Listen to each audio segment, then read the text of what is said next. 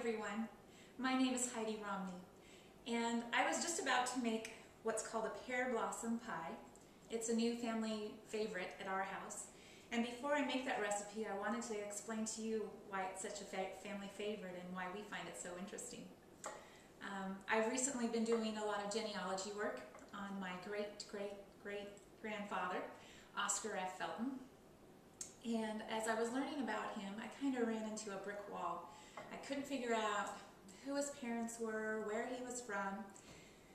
And I looked at the U.S. censuses, birth certificates, death certificates, and I kind of ran out of things that I could find.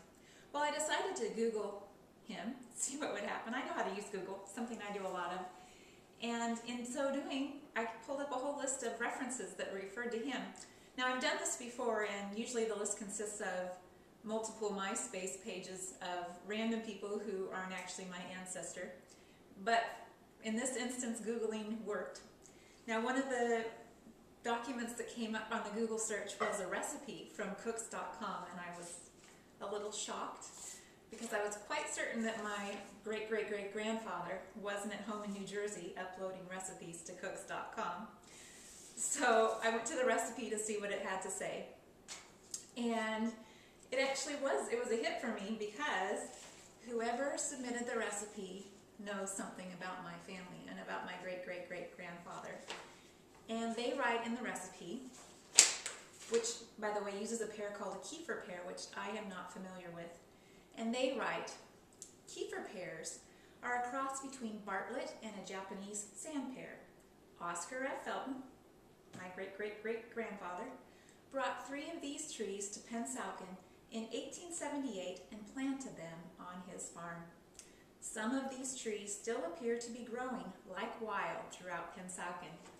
So I thought that was so neat that someone not only makes this pie using those pears, but took the time to record that information somewhere so others, especially me, could look that up and find out just a small bit of their family history.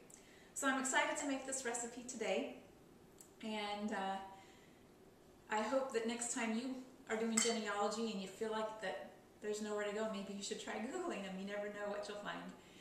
And I really hope that someday I'll be able to visit Pensauken, New Jersey, and actually taste a real Kefir pear. Of course, I use Bartlett pears. We don't have Kefir pears around here. And I would also just love to meet whoever it is that submitted this recipe online, because who knows what other information they might have about things that my great-great-great-grandfather Oscar F. Felton did. Thanks for listening to my story. Goodbye.